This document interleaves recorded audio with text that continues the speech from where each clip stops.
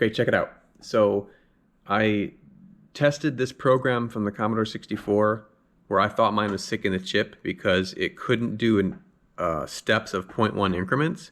It would start spitting out a bunch of nines instead of even numbers. Well, the emulator does it too. Watch.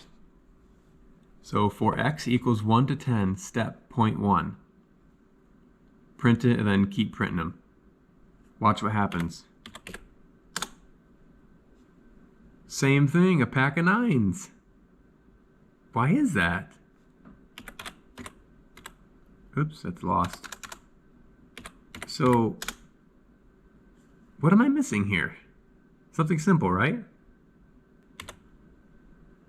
Enter that line and run it, and I think this one works. Watch. Nice and even. What am I doing wrong?